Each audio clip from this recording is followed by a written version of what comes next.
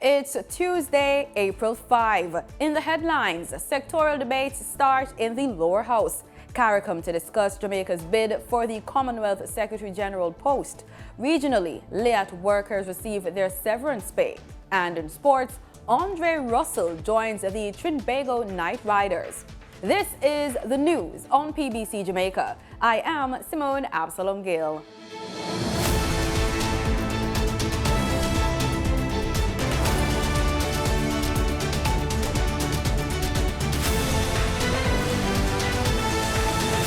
Today, April 5, starts the sectoral debates in the lower house of representatives. The sectoral debate allows ministers of government and all members of parliament who did not contribute to the budget debate to make their presentations. Time is allotted for 2 sittings per week over a 6-week period following the close of the budget debate conducted at the start of the new fiscal year in April. Based on the standing orders, the rules governing the Houses of Parliament, members are entitled to speak during these debates, and these members are any minister and any member of the opposition selected by the leader of the opposition. According to the standing orders, no member is allowed to address the House or a committee of the whole House for more than 30 minutes on any subject. However, the mover of an original motion is allowed 45 minutes for his opening address. The House or the Committee of the whole House may at any time move a motion to extend the Speaker's time sufficient for them to complete the presentation if the individual fails to complete it within the stated time. Minister of Tourism Edmund Bartlett will today open the debate at 2 p.m. Watch it live on PBC Jamaica and all our social media pages. Commuters will experience traffic changes during this year's staging of the Inter-Secondary Schools Association Boys and Girls Championship at the National Stadium. The police are advising the public that the changes are expected to take effect on Wednesday, April 6th at 2 p.m. and run until Saturday, April 9. Arthur Wint Drive will operate as a one-way from North Avenue to Roosevelt Avenue. The upper section of Arthur Wint Drive from Mountain View Avenue to Gate 4 will operate as a one-way to access the National Stadium's car park. JUTC buses and other vehicles traveling along Arthur Wint Drive to Mountain View Avenue will be diverted onto Roosevelt Avenue and Stanton Terrace. So there will be police checkpoints at Mountain View Avenue and Arthur Wint Drive, and only vehicles conveying patrons attending the event will be allowed to turn from Mountain View Avenue to Arthur Wint Drive, as also persons who reside at the loft. All other vehicles, including JUTC buses, will continue straight along Mountain View Avenue. For Stanton Terrace and Roosevelt Avenue, only VIP vehicles with stickers displaying VIP will be allowed access along Roosevelt Avenue. All other vehicles will be diverted onto Stanton Terrace via Mountain View Avenue or Old Oak Road.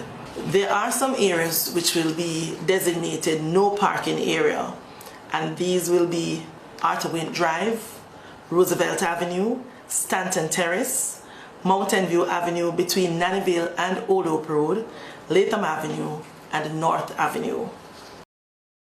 After the event, all road closures will be removed to allow free movement of traffic from the stadium.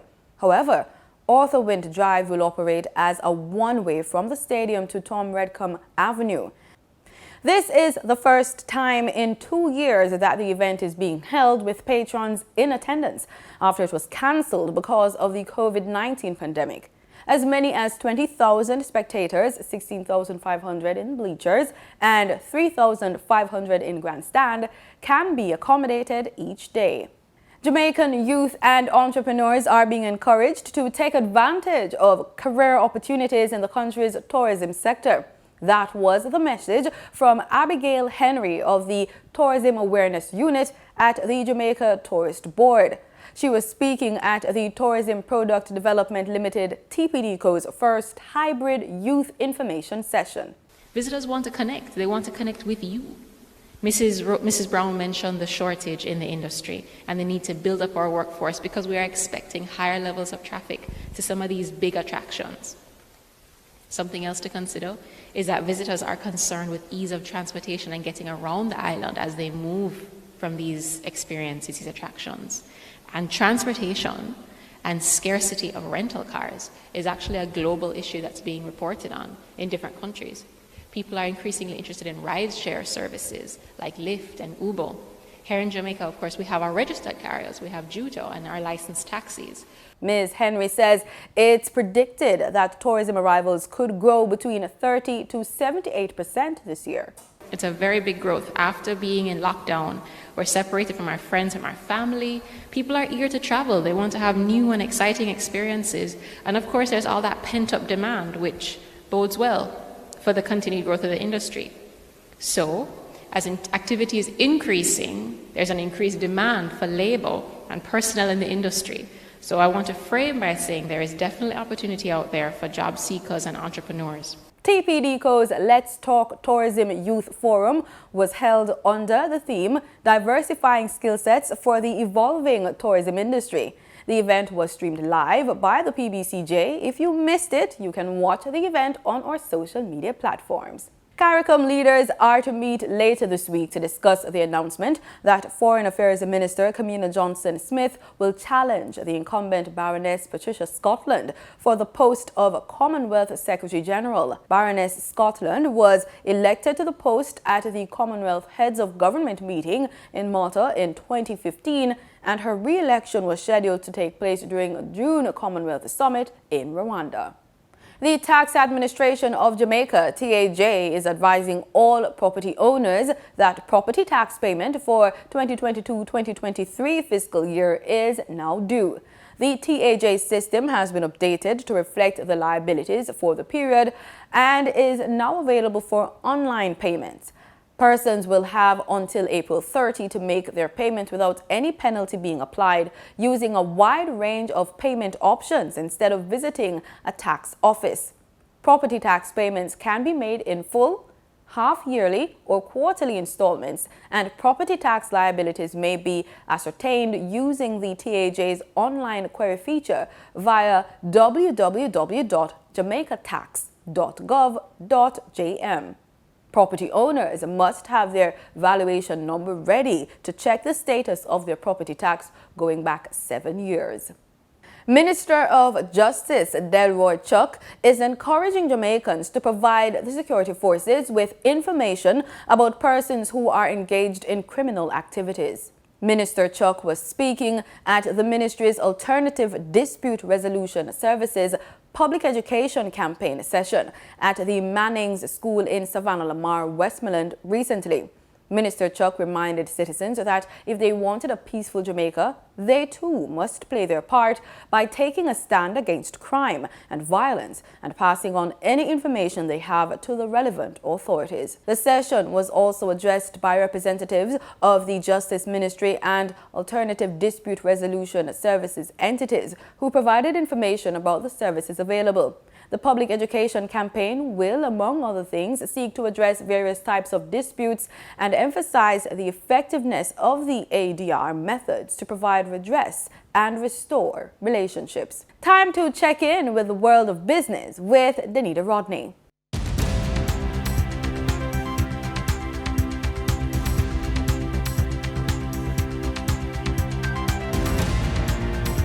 In foreign exchange trading for Monday, April 4, the US dollar sold for an average of $154.13. The Canadian dollar ended trading at $123.84. The pound sterling traded for $202.42, and the euro sold for an average of $170.59. The following reflects the movement of the JSE indices in Monday's trading session. The JSE index advanced by 1,384 points to close at over 300,000 units. The junior market index advanced by 13 points to close at over 4,000 units. The combined market index advanced by 1,414 points to close at over 400,000 units, and the All Jamaican Composite Index advanced by 1,999 points to close at over 400,000 units.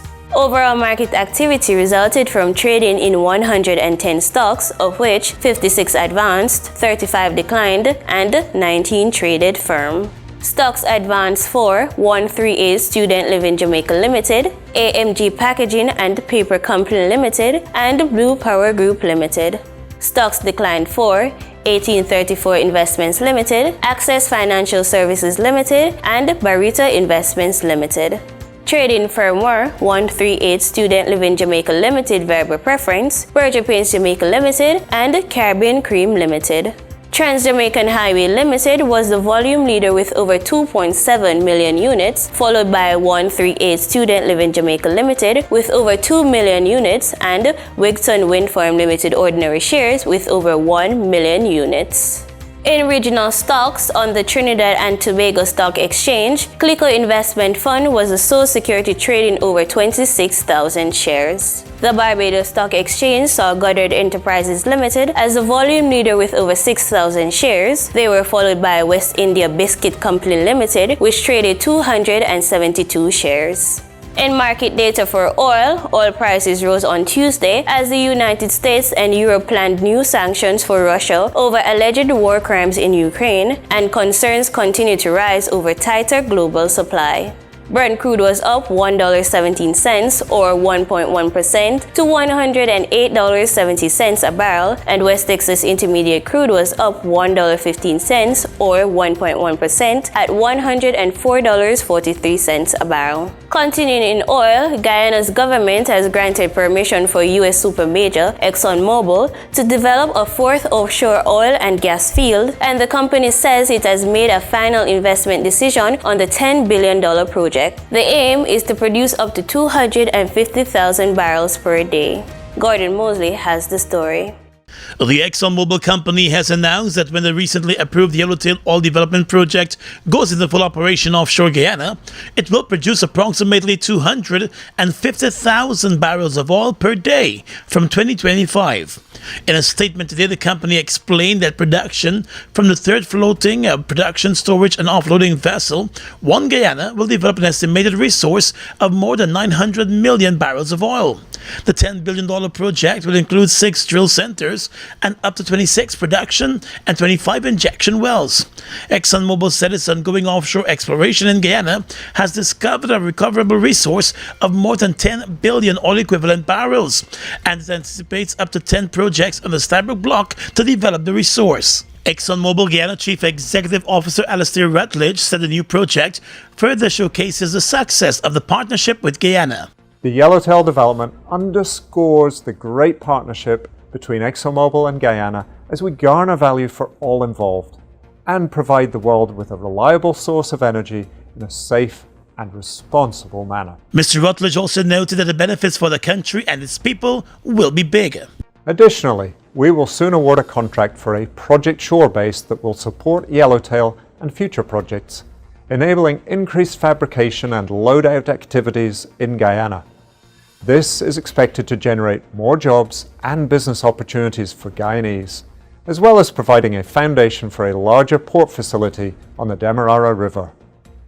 I truly believe that the successes to date and our plans for the future represent a strong foundation for a mutually beneficial long-term relationship between ExxonMobil and Guyana. The ExxonMobil company said the development of projects and continued exploration success offshore are enabling the steady advancement of Guyanese capabilities and enhanced economic growth. More than 3,500 Guyanese are supporting ExxonMobil's activities right now in Guyana, which represents an increase of more than 50% since 2019. And that was the business report on PBCJ. I'm Danita Rodney. Let's take a look at what's happening regionally. In Belize, over the weekend, 2 police officers were caught on camera acting in a manner unbecoming of the police department in the execution of their duties. The video captured showed one of the officers shouting obscenities at a 19-year-old man as he performed a search. Paul Lopez has the details. 2 police officers are in hot water tonight after a confrontation with a civilian, Shamar Foster, became physical. Many viewers have described the officer's behavior as unprofessional and unwarranted. At the beginning of the video, One officer instructed Foster to put his hands up. Foster complied and a search was conducted on his person. The officer is then heard hurling expletives at Foster. The entire time, Foster was recording himself being searched. The officer, who then noticed the recording taking place, made an attempt to hit the phone. He then continued to hurl expletives as Foster asked the officer to give a reason for the search.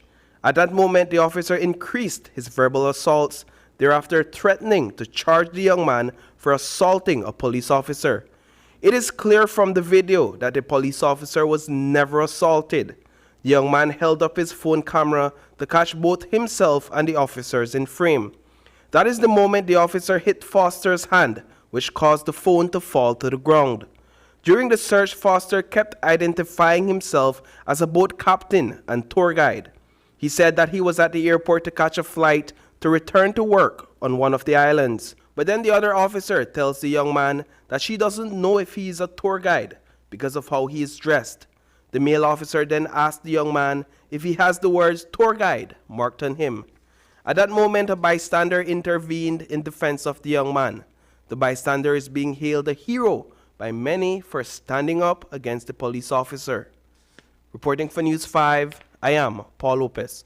In Guyana, under the Ministry of Labor, the Occupational Safety and Health Department will be addressing their monitoring efforts during the observance of occupational safety and health this month. Gordon Mosley has the details. Occupational safety and health is being observed throughout this month, and the Ministry of Labor has indicated that the Occupational Safety and Health Department will be stepping up monitoring in a number of areas, with a specific focus on the construction and mining industries. The mining industry continues to record the highest number of work-related deaths. The construction industry, however, appears to be leading with workplace accidents and work-related safety issues. With major construction taking place in a number of sectors in Guyana, the Minister of Labor, Joseph Hamilton, told the launch event of the month's observances that there will be more enforcement of the laws governing occupational safety and health. He made the same statement over the weekend at a special walk to mark Occupational Safety and Health Month. The minister also announced that 9 out of the 10 regions now have permanent occupational safety and health officers, and the government will be moving to hire and train more safety and health officers soon. Employers have also been reminded that they have the lead responsibility to ensure a safe and conducive work environment for their employees. In Trinidad and Tobago, the wait is finally over. After 2 years, bars and restaurants can finally let all customers back into their establishments. Terrian Brown Campbell has the story. After more than 2 years, free-spirited Trinbagonians are once again permitted to congregate in public. They are free to have a drink, eat a meal, or just bust a lime. President of the Bar Operators and Owners Association, Satish Munsar, says his organization has lobbied long and hard for these freedoms to be returned. We are happy to be at this point where we are basically back without restrictions, and the rebuilding process will start from here on in. Obviously, things will not return to pre-pandemic states immediately. It will be a work in progress where we will have to actually rebuild. It's basically we're starting from scratch. Mr. Munisa notes these 2 years have seen scores of bar owners lose their businesses. The restaurant and bar industry has been devastated because we have basically felt the hardest blow in terms of all the different sectors in Trinidad and Tobago. We have been in total lockdown or restrictions in some way, form or fashion for the past 2 years. The association president says while most bars will reopen, they will be under new management. Terrian Brown Campbell, TTT News. The severed LIAT workers who paid into the National Insurance Scheme in Barbados have received their monies. CBC's Wendy Burke has the details. 2 years after LIAT workers were laid off, many are still feeling the impact of the job loss and the absence of their payout for years of service. One pilot, Ron Field, recently took to social media and painted a picture of his dire situation, while noting that severance is a right. There's lots of idle talk and rhetoric talking about how the pilots were difficult to negotiate with and so on and so forth. And that in itself is nonsense, because when I joined LIAT, a contract that I did not draw, had no part in making, was put before me by our principals to sign as condition of employment. And when others have break those conditions of employment, they were dismissed for reasons of not abiding by the contract. In that same contract, it laid out the grounds under which I was entitled to a severance. The story for some Barbados-based crew and mechanics is somewhat different tonight, though.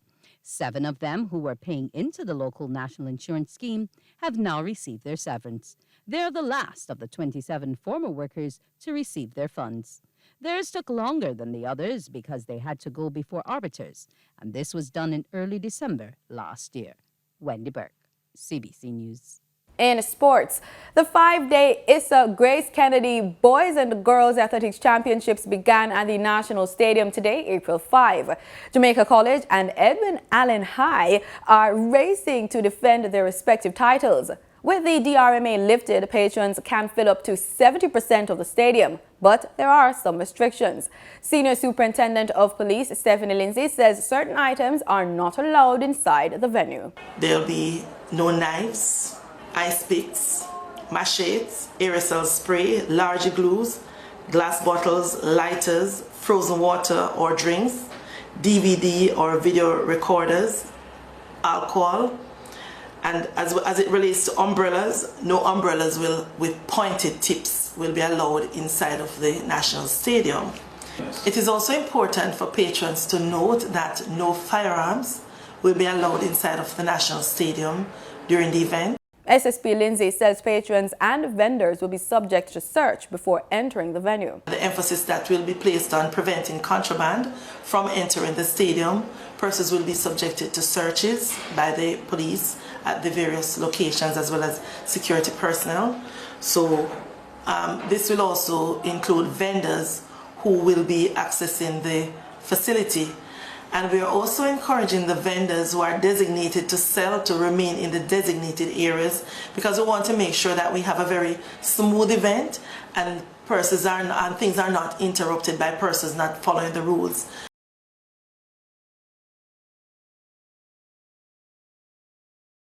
She's encouraging patrons, especially young people, to secure their gadgets. We know that there are incidents that will happen around the time when we have these activities. So we encourage the persons who are going, especially our young persons, to make sure that they secure their cell phones. If they don't have to carry those expensive cell phones exposed, we'd like them to leave them at home and carry the ones that are not so attractive to the criminals, because not only our genuine patrons will be out on the days, we know that the thieves will see that as an opportunity to prey on these youngsters and to deprive them of their valuable gadgets. Head coach Courtney Walsh has praised the tenacity shown by West Indies women at the just concluded ICC Women's World Cup and believes reaching the semi-finals was a major achievement by the Caribbean side. West Indies entered the tournament as underdogs but still managed to progress to the Final Four before being knocked out last week by eventual champions Australia women. Heavily favored nations like India and hosts New Zealand failed to make the grade after finishing 5th and 6th respectively, following a competitive group stage. He says, quote, "The girls showed a lot of fight to get us into the semi-finals, so I'm particularly pleased about that. I would say it was a very good campaign for us. I know the results probably didn't look that way in a couple of the games, but I think the campaign overall and what we have achieved is something for everybody involved to be proud of." End quote.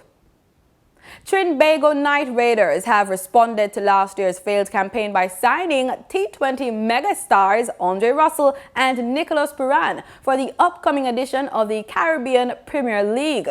All-rounder Russell featured for Jamaica Tallawahs last season, while left-hander Puran turned out for Guyana Amazon Warriors, but the pair will now link up with the likes of Kieran Pollard and Cyril Narain in the showpiece, which gets underway on August 30. The Tallawahs have also strengthened, securing the services of West Indies pair Fabian Allen and Brandon King. CPL will start on August 30th. And with that, we call an end to today's newscast. On behalf of our entire news production team, thank you so much for watching.